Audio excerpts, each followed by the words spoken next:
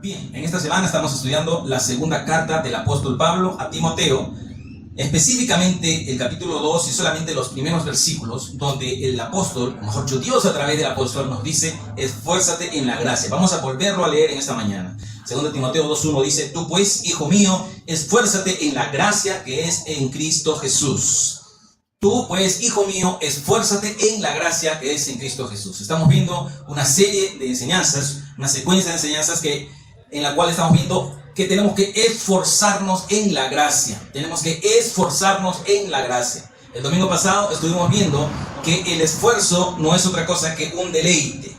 Y vimos que en lo natural, esfuerzo y deleite no tienen absolutamente nada que ver, pero en el espíritu, el esfuerzo es realmente un deleite. Y a eso nos llama el Señor, a deleitarnos en Él. Y cada vez que nos esforzamos, entonces es un deleite. Por eso Él dice en su palabra: deleítate a sí mismo en Jehová, y Él te concederá las peticiones de tu corazón. Bueno, eso lo vimos la semana pasada. Si alguien lo quiere revisar, lo tenemos en video grabado en YouTube. El esfuerzo es un deleite. En esta ocasión vamos a ver la segunda parte, que le he intitulado: el esfuerzo es indispensable. Con esto queremos decir que todas las cosas que queramos conseguir en el Espíritu, todas las cosas que queramos conseguir en la gracia, Él indispensablemente requerirá de esfuerzo. Ninguna de las cosas en la gracia del Señor viene sin esfuerzo. Si el Señor consiguió darnos la gracia, fue precisamente por su esfuerzo de llevar la pesada cruz sobre sus hombros y llevar todos los pecados de todos los hombres, de todas las generaciones, de todas las edades, en sí mismo. Dice la palabra que Él cargó en Jesucristo el pecado de todos nosotros. Él se esforzó para conseguirnos la gracia que nos lleva al trono del Padre. De hecho, el trono del Padre también se llama así, el trono de la gracia, donde podemos hallar el oportuno y perpetuo socorro. Así que esforzarse es indispensable para hallar la gracia o hallar la gracia en Cristo Jesús. Es indispensable si queremos obtener las metas, los tesoros espirituales que Él tiene preparado para nosotros. Es indispensable que nos esforcemos. Vamos a leer un versículo, si me acompañan por favor con sus Biblias, en el capítulo 12 de Romanos, comenzando en el versículo 9. El amor sea sin fingimiento, aborreced lo malo, seguid lo bueno. Amaos los unos a los otros con amor fraternal, en cuanto a honra, prefiriéndoos los unos a los otros. Y en lo que requiere diligencia, la palabra diligencia ahí quiere decir esfuerzo. Diligencia es lo mismo que esfuerzo. En cuanto requiere diligencia, no perezosos. Eso dice el Señor. No tenemos que ser perezosos, sino más bien fervientes en espíritu, sirviendo al Señor. Gozosos en esperanza, sufridos en la tribulación, constantes en la oración, compartiendo para las necesidades de los santos, practicando la hospitalidad. Eso nos dice el apóstol en Romanos capítulo 12, los versículos 9 al 13. Que el esfuerzo o la diligencia es lo mismo. ¿Cómo tenemos que ser? No tenemos que ser perezosos, sino por el contrario, fervientes en espíritu, sirviendo al Señor. No perezosos. Y es que la pereza, amados, es un mal de nuestra era. Especialmente de los últimos tiempos, de estos últimos años en los que estamos viviendo, vemos que la gente es muy perezosa. Hay una serie que le gusta a Marcelo, que se llama Lazy Town. ¿Te acuerdas, este amor? Lazy Town.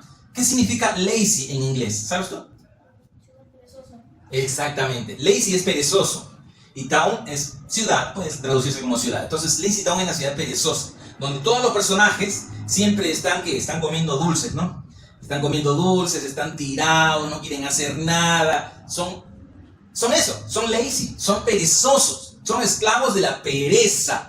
Pero entonces viene Spartacus, ¿no? Que es uno de los personajes principales, y dice: ¿pero por qué estáis así? Y les ofrece una manzana, ¿no? A él le gustan mucho las manzanas. En vez de ese caramelo, de esa paleta que tú tienes, dame esa paleta, vamos a botar a la basura y cómete esta manzana. Y en vez de que estés tirado ahí en la hamaca o en tu asiento, levántate y haz ejercicio juntamente conmigo. ¿Y cómo se llama la señorita que lo acompaña a Spartacus? Stephanie también lo acompaña, y juntos se ponen a cantar y a bailar y a hacer ejercicios, ¿no? ¿Y cómo cantan la canción? Es tan tiqui tiqui tan ten tan ten ten. Es el final, ok, ese es el final. Pero la enseñanza que nos da esta serie mitad con seres humanos de verdad y la otra mitad con muñecos. La enseñanza es que no debemos ser perezosos, sino que más bien debemos ser activos. Lo mismo nos enseña el Señor en su palabra. Tú pues esfuérzate en la gracia que es en Cristo Jesús. Esfuérzate, esfuérzate, esfuérzate. No te quedes lazy, no te quedes perezoso, no te quedes sentado, no te quedes echado. Esfuérzate, párate de tu lecho, de tu cama, donde estés, y deja de ser perezoso. Por eso nos decía el apóstol Pablo aquí en Romanos 12:11, en lo que requiere diligencia, no perezosos, sino más bien fervientes en espíritu, sirviendo al Señor. Si regresamos un poquito a 2 Timoteo, que es el capítulo que estamos leyendo, que estamos estudiando, si regresamos un poquito a 2 Timoteo 2, el versículo 6 nos decía, el labrador para participar de los frutos debe trabajar primero. Ahí está el principio espiritual. Para participar de los frutos primero tenemos que trabajar. Imagínense que yo tengo pues un sembrío de tomates. Entonces digo, ay, hoy día quiero tomates. Quiero sacar unos tomatitos, cortarlos en una ensaladita con su limón, su salsita, un poquito de pimienta y quiero comerlo. Entonces dice, voy a salir a mi chacra, a mi sembrío y voy a recoger algunos tomatitos. Pero cuando él llega al sembrío, se da cuenta de que no hay tomates. No hay nada. ¿Qué va a comer? ¿Qué ensalada va a preparar si no hay ningún tomate? ¿Y por qué es que no hay tomates? Porque no los sembró. Simple, ¿verdad? Muy simple. Si no trabajas, no cobras. Si no te esfuerzas, no recibes los frutos de tu esfuerzo. Pero el Señor dice así, el labrador para participar de los frutos debe trabajar primero. Tenemos que trabajar, tenemos que esforzarnos en las cosas del Espíritu. Ojo, también en las cosas naturales, pero lo que estamos viendo en esta enseñanza son las cosas del Espíritu. Dios quiere que nos esforcemos en las cosas del Espíritu. Quiero mostrarles un principio eterno. Hay muchísimos principios eternos en la Biblia, pero uno de ellos se encuentra en el libro de Deuteronomio capítulo 14, versículo 22. Dice, indefectiblemente diezmarás todo el producto del grano que rindiere tu campo cada año. Esta palabra me llama la atención. Dice, indefectiblemente. ¿Qué quiere decir indefectiblemente? Quiere decir sin lugar a dudas, con toda seguridad, de todas maneras. Y esta es una palabra que sale directamente de la boca de Dios. Dios dice, indefectiblemente diezmarás todo el producto, como dice, del grano que rendiere tu campo cada año, etc. Ahora, este asunto del diezmo es un asunto que en los últimos tiempos especialmente se ha manoseado tanto, ha tenido tanta, dificultad, ha sido tan mal visto que muchos ministros del Evangelio, y debo decir falsos ministros del Evangelio, se han enriquecido, o por lo menos se han llenado de algún dinero con esta mala interpretación de lo que es el diezmo. Los pastores, los ministros, mayoritariamente evangélicos, pero también de otras confesiones religiosas, han dicho que los creyentes tienen que diezmar. Es decir, si tú tienes un trabajo, por ejemplo, en el que ganas, unos 2,000 soles, o para ponerlo de una manera más internacional, unos $1,000. Digamos que tú ganas $1,000 mensuales. Entonces, este falso ministro, este falso pastor dice, de esos $1,000 tienes que apartar 100, que es el 10% de tu ganancia. Esos $100 los debes poner en un sobre, los cierras, y en la parte de afuera escribes tu nombre, escribes la fecha, escribes la cantidad, y lo echas en la canastita cuando se vayan a pasar las ofrendas. Eso es tu diezmo. Y aparte de tu diezmo, también tienes que dar tus ofrendas, y aparte de las ofrendas, también algunos dicen, tienes que dar tus primicias, exprimiendo de esta manera al máximo a los pobres creyentes que no conocen la palabra del Señor, enriqueciéndose los que lo piden y empobreciendo a los que lo dan. Esto no es de ninguna manera un modelo bíblico.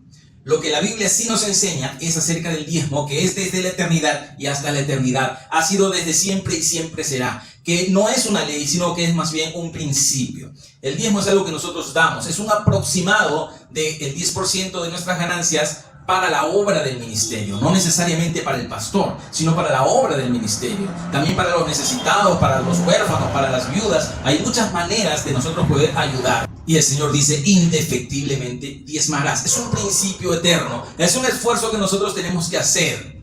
Ahora, muchos de estos falsos ministros también citan a Deuteronomio, creo que es capítulo 28, donde dice, Malaquías capítulo 3, así estaba confundiendo. Citan a Malaquías capítulo 3, los últimos versículos donde dicen que la nación que no diezma le roba a Dios, y si tú no diezmas también le estás robando a Dios. y como eres un ladrón y los ladrones no tienen parte en el reino de los cielos, algunos se han atrevido a decir que aún los que no diezman no irán al cielo, cuando no tiene absolutamente nada que ver. Nosotros somos salvos no por nuestro diezmo, sino que somos salvos por la gracia de Jesucristo, por la sangre de Jesús, por el sacrificio de nuestro Rey de Reyes y Señor de Señores. ¿Pero por qué diezmamos entonces? ¿Porque somos para ser salvos? No, sino que nosotros diezmamos por amor, por agradecimiento, por gratitud y porque es una ley perpetua de Dios. O mejor dicho, no es una ley, es un principio perpetuo de Dios. Por eso Él dice, indefectiblemente diezmarás. Diezmar u ofrendar, que es la palabra que nosotros usamos ahora en el Nuevo Testamento. Cada primer día de la semana, dice el apóstol, cada uno ponga aparte algo según haya prosperado. No dice diezma, dice ofrenda. Que son cosas parecidas, pero no es lo mismo. Es una ofrenda de acuerdo a tu prosperidad. A veces podrás ofrendar mucho, a veces podrás ofrendar poco, pero si transliterásemos ese texto del Antiguo Testamento al Nuevo Testamento, diría entonces indefectiblemente ofrendarás conforme hayas prosperado. A veces no tendremos nada para ofrendar y más bien seremos receptores de una ofrenda porque otro hermano que ha sido más prosperado que yo podrá bendecirme. Pero lo bueno es que siempre seamos nosotros los que bendigan a los demás, los que bendigan a la iglesia, los que bendigan la obra, los que bendigan el ministerio, los que bendigan a los necesitados. En cada necesidad que haya, ahí estar yo como un dador. Ese es un principio. ¿Y qué es ese principio? Que tengo que esforzarme para ayudar a los demás. Dice el Proverbio 13, verso 4. El alma del perezoso desea y nada alcanza, mas el alma de los diligentes será prosperada. Fíjense qué tremenda la palabra del Señor. El alma del perezoso, ¿cómo se decía perezoso en inglés? Lazy. El alma del lazy. El alma del perezoso desea, quiere las cosas, pero no las alcanza. De hecho, el que es perezoso en el espíritu siempre está atrasado. Siempre, siempre, siempre. Cuando llega la noche, por ejemplo, se acuesta muy tarde. Y cada vez es más tarde. Si el sueño no le ganase, no se acostaría nunca. Y más tarde, y más tarde, y más tarde. Al momento de acostarse, coge su celular y sigue aún despierto con el celular y llenando su mente de este mal de los últimos tiempos llamado celular inteligente. Se acuesta tarde, se levanta tarde, siempre está retrasando. Desayuna tarde y si tiene que salir a trabajar, si tiene que hacer algo, entonces no desayuna. Simplemente, esa es el alma del negligente en el espíritu. Del perezoso en el espíritu. Siempre está llegando tarde. Nunca llega a la hora. Siempre retrasa sus cosas, retrasa sus cosas, retrasa sus cosas. Así que sale sin desayunar. Y si almuerza a la hora del almuerzo es porque tiene que almorzar. Pero si no tuviese hambre, ni a eso haría. Ni siquiera almorzaría. Siempre está retrasado. Siempre está atrás, atrás, atrás, atrás. Pero la Biblia nos enseña todo lo contrario. La Biblia nos dice, el alma del perezoso desea y nada alcanza. Mas el alma de los diligentes será prosperada. Nada alcanza. Siempre el tiempo le queda corto. No tiene tiempo para nada porque no sabe administrar su tiempo. Le ha ganado la desidia. Le ha ganado la pereza. La bendición de Dios tiene que alcanzarnos a nosotros. Y la bendición de Dios nos alcanza cuando somos diligentes. No al revés. No postergar y postergar cada vez más los tiempos, cada vez más las cosas.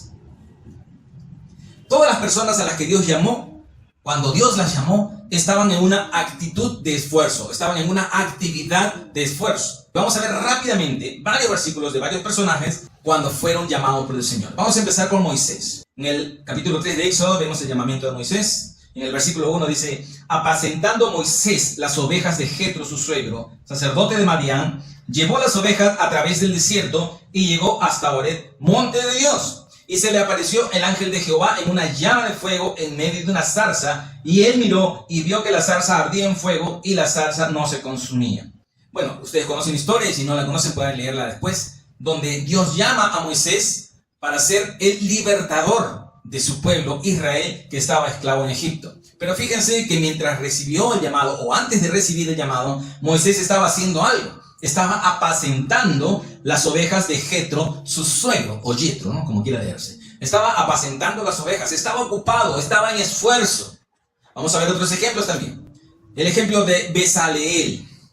Eso lo encontramos también en Éxodo, pero en el capítulo 31. Y alguien podrá decir, Bezaleel, me suena, pero no sé quién es. Bezaleel y también Aholiab eran dos hombres que fueron llamados para hacer los muebles, digamos, los muebles del tabernáculo de reunión, para trabajar la plata, para trabajar las telas, para trabajar todas las cosas que eran necesarias en el tabernáculo. Dios llama a Bezaleel y a Aholiab en Éxodo 31, donde dice, habló Jehová a Moisés diciendo, mira, yo he llamado por nombre a Bezaleel, hijo de Uri, hijo de Ur, de la tribu de Judá, y lo he llenado del Espíritu de Dios en sabiduría y en inteligencia y en ciencia y en todo arte, para inventar diseños, para trabajar en oro, en plata y en bronce, y en artificio de piedras para engastarlas, y en artificio de madera para trabajar en toda clase de labor. Y alguien podrá decir, pues, ¿qué estaban haciendo Bezaleel y Aholiab? Que no lo dice la Biblia. La Biblia no dice si estaban ocupados o no. Pues es muy fácil deducir que las personas que están en trabajos de orfebrería, de platería, de madera o de telas, siempre están ocupadas. ¿Conocen ustedes algún ejemplo de gente que trabaje, así que sea trabajadora con sus manos? Siempre están haciendo algo, ¿verdad? Nunca están, digamos, de brazos cruzados. Siempre están haciendo algo. Y Bezaleel y Aholiab fueron escogidos precisamente porque hacían ese algo. Precisamente porque trabajaban con sus manos. Dios vio la diligencia de estos hombres y los escogió. Dios dijo, estos hombres son buenos para la orfebrería. Estos hombres son buenos para los telares. Estos hombres son buenos para la madera. Estos hombres son buenos para trabajar con sus manos. Los voy a llamar para que sean los líderes de todo lo que se hará en el tabernáculo de reunión. Y así fue. Dios siempre llama, o mejor dicho, Dios cuando llama a alguien, este alguien siempre está ocupado. Siempre está esforzándose. Otro ejemplo lo encontramos en Jueces capítulo 6, versículo 11, nos habla de Gedeón. Y vino el ángel de Jehová y se sentó debajo de la encina que está en Ofra, la cual era de Joás Abieserita, y su hijo Gedeón estaba sacudiendo el trigo en el lagar para esconderlo de los madianitas. Y aquí viene el llamado, versículo 12. Y el ángel de Jehová se le apareció y le dijo, Jehová está contigo, varón esforzado y valiente. Y ahí es donde Dios le dice que lo ha escogido para liberar a Israel de las manos de Madián, etc. Pero Gedeón estaba sacudiendo el trigo. No estaba sentado en el río contemplando a los pececitos nadar. No estaba echado en su cama de paja en Madián. Estaba sacudiendo el trigo. Estaba ocupado. Dios siempre llama a las personas que están esforzándose. Vamos a correr un poco y vamos a ver a Eliseo en 1 Reyes capítulo 19. En versículo también 19. Dice... Partiendo él de allí, habló a Eliseo, hijo de Safat, que araba con 12 yuntas delante de sí, y él tenía la última. Y pasando Elías por delante de él, echó sobre él su manto. Bueno, en esta ocasión, el llamamiento de Eliseo fue a través del profeta Elías. ¿Pero qué estaba haciendo Eliseo cuando fue llamado? Dice que estaba arando con 12 yuntas delante de sí. Y él estaba con la última de las yuntas. Él estaba arando la tierra. No estaba ocioso otra vez, estaba trabajando. Y ustedes leen lo que dice, puedes despedirme mi padre y te sigo. Y fue así, lo siguió. Y por último, Isaías, en el libro que lleva su nombre, en el capítulo 6. Podemos leer el versículo 1 y también el versículo 8. En Isaías 6.1 dice, en el año que murió el rey Usías, vi yo al Señor sentado sobre un trono alto y sublime, y sus faldas llenaban el templo. Ahí vemos en el título que Reina Valera nos puso, visión y llamamiento de Isaías. Ustedes pueden leer en sus casas los versículos 2, 3, 4, 5 hasta el 7. Y ahí vemos cómo Dios le llama. Pero ¿qué es lo que estaba haciendo Isaías en ese momento? Lo que Isaías estaba en oración. ¿Por qué? Porque él vio al Señor sentado sobre un trono alto y sublime. Y yo les pregunto, ¿alguien podrá ver al Señor sentado en un trono alto y sublime si no está en comunión con Dios? ¿Podré ver yo al Señor si no estoy en oración? Sobre todo cuando estamos pues de rodillas, cuando le buscamos con clamor, con oración, muchas veces en ayuno también. El ayuno es importante para buscar a Dios. Pero aquí quiero hacer un paréntesis. Muchos cristianos piensan que el ayuno tiene un poder, digamos, místico, un poder sobrenatural que nos ayuda a acercarnos a Dios. Y no es así. El ayuno no tiene poder en sí. Lo que tiene poder es la oración. Es la búsqueda de Dios en oración, no el ayuno. ¿Por qué el Señor entonces nos dice que ayunemos? Porque cuando nosotros ayunamos, nos olvidamos de cocinar. Y la cocina toma mucho tiempo, ¿no? Toma esfuerzo, requiere ir al mercado, requiere picar las verduras, picar la carne si que vamos a comer carne, cocinarlo, toma tiempo. Cocinar toma tiempo, comprar las cosas toma tiempo. Pero el que ayuna, ¿qué tiempo gasta? Nada. Es decir, el tiempo que te toma ir al mercado y comprar las cosas y prepararlas es un tiempo que puedes utilizar para la oración. Entonces, cuando el Señor dice que el género de la incredulidad no sale, sino es con ayuno y oración, a lo que se está refiriendo es que te dediques a la oración, cosa que no puedes hacer si no ayunas. Por eso es que es recomendable ayunar. Así que Isaías probablemente estaría en ayuno también, no lo sabemos, la Biblia no lo dice, pero fue llamado, vio al Señor estando en plena comunión. Me hace acordar también, por un ejemplo del Nuevo Testamento, un ejemplo es el apóstol Juan, que escribió el Apocalipsis. El libro que tiene más revelación, digamos, escatológica de toda la Biblia es el Apocalipsis de Juan, ¿no? Es el libro que más revelación tiene. ¿Por qué Dios le dio esto a Juan? Porque dice en los primeros versículos del libro de Apocalipsis, yo, Juan, estaba en el Espíritu en el día del Señor. ¿Qué significa estar en el Espíritu? Significa estar en comunión. Para que Dios le dé algo a alguien, alguien tiene que estar en esfuerzo, tiene que estar en comunión, tiene que estar haciendo algo. Dios nunca, en toda la Escritura, nunca encontramos que le dio un llamamiento o le dio algo a alguien que era perezoso. Nunca. Nunca. Siempre llamó a alguien que estaba haciendo algo. Dispuesto. El mismo ejemplo de Isaías también lo encontramos en Jeremías, en su casa, lo pueden leer. Jeremías, el primer capítulo, el primer versículo, también Jeremías estaba en comunión y así recibe el llamado. Bien, todos esos ejemplos que hemos visto, Moisés, Besaleel, Gedeón, Eliseo, Isaías, Jeremías, son ejemplos, y hay muchos más, de gente que fue llamada mientras estaba en esfuerzo. Por eso dice, esfuérzate en la gracia que es en Cristo Jesús. En el Nuevo Testamento, o en el Nuevo Pacto, mejor dicho, también encontramos varios ejemplos, y para ir rápido solamente los vamos a mencionar. Mateo, por ejemplo, cuyo nombre verdadero no es Mateo, sino más bien Leví. Leví, que tenía por sobrenombre Mateo. ¿Cómo fue llamado esto? El Señor Jesús pasaba por su lado y Leví estaba en el banco de los tributos públicos. Es decir, estaba trabajando. No estaba descansando, estaba trabajando. Otro ejemplo lo encontramos en Pedro y su hermano Andrés. No sé si ustedes recuerdan que el hermano de Pedro se llamaba Andrés. Pero Pedro y Andrés también recibieron el llamamiento del Señor Jesús, pero mientras estaban pescando. Estaban haciendo algo, estaban esforzándose en algo, estaban pescando. Y Jesús, el Señor Jesús los llama. El apóstol Pablo, que en el momento en que fue llamado no se llamaba Pablo, sino que se llamaba Saulo. Después él mismo se cambió el nombre a Pablo. Pero Saulo, cuando recibió el llamamiento para los caminos del Señor, tremendo llamamiento, porque él decía que era el más pequeño de los apóstoles, pero según vimos, llegó a ser el más grande de los apóstoles. Porque gran parte del Nuevo Testamento es escrita por él. O sea, Dios lo utilizó a él para darnos las riquezas que nosotros hoy conocemos como palabra de Dios. Tremendo hombre de Dios. Amén. Pequeño, él decía que era, pero en realidad era tremendo. ¿Qué estaba haciendo cuando fue llamado? Estaba camino a Esaú. Estaba haciendo algo. Estaba trabajando en algo. Se estaba esforzando en algo. Ahora, nosotros también queremos ser bendecidos con un llamamiento, con una palabra, con una visión, con un entendimiento especial de lo que está escrito. ¿Queremos ser bendecidos así? Claro. Para eso tenemos que estar en esfuerzo. Tenemos que hacer algo. Esfuérzate en la gracia que es en Cristo Jesús. Dios no bendice a los ociosos. Dios nunca llama a los ociosos. Dios nunca usa a los ociosos. Siempre Él va a usar a alguien que esté haciendo algo, algo útil, algún trabajo, algún esfuerzo, y sobre todo a alguien que esté buscándolo en continua oración. Ahora, ¿orar requiere esfuerzo? Ciertamente sí. Orar requiere esfuerzo, porque no estamos acostumbrados, digamos, a doblar nuestras rodillas.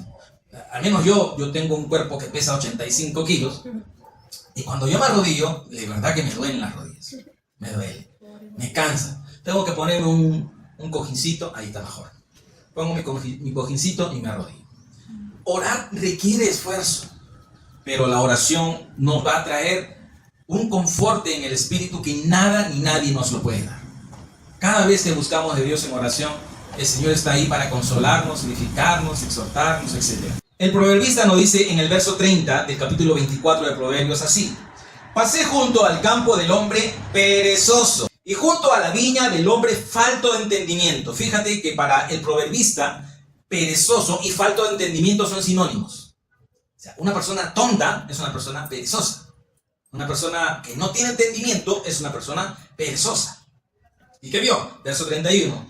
Y he aquí que por toda ella, es decir, por todo el campo, por toda la viña, habían crecido los espinos. Ortigas habían ya cubierto su faz, y su cerca de piedra estaba ya destruida. Miré y lo puse en mi corazón. Lo vi y tomé consejo. ¿Cuál es el consejo que vio el proverbista? Verso 33. Un poco de sueño, cabeceando otro poco, poniendo mano sobre otro poco para dormir. Aquí está la palabra. Así vendrá como caminante tu necesidad y tu pobreza como hombre armado. ¿Cuáles son las personas que tienen necesidad y pobreza? Son las personas que no se esfuerzan, que son perezosos. Por eso el apóstol nos dice, y lo repito por la enésima vez, esfuérzate en la gracia que es en Cristo Jesús. Esfuérzate. Las cosas de Dios requieren esfuerzo. Si en lo natural yo no me esfuerzo, voy a tener pobreza. Si en lo natural yo no trabajo, no voy a obtener mi sueldo. Y si no obtengo mi sueldo, pues no como. No puedo vivir bien. Siempre voy a estar de mala, siempre voy a estar pobre. En lo espiritual es lo mismo, exactamente lo mismo. El que no se esfuerza en la gracia que es en Cristo Jesús, siempre va a tener necesidad espiritual. Siempre va a estar flaco en el espíritu. Siempre va a estar caído. Nunca va a haber bendición. Dios no lo va a usar porque hay pereza. Por eso dice el apóstol, el labrador para cosechar los frutos debe trabajar primero.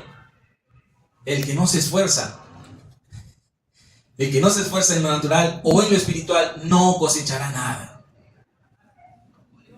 Ahora, una pregunta para terminar ya la enseñanza.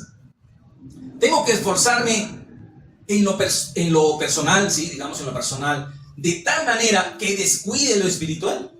En ninguna manera.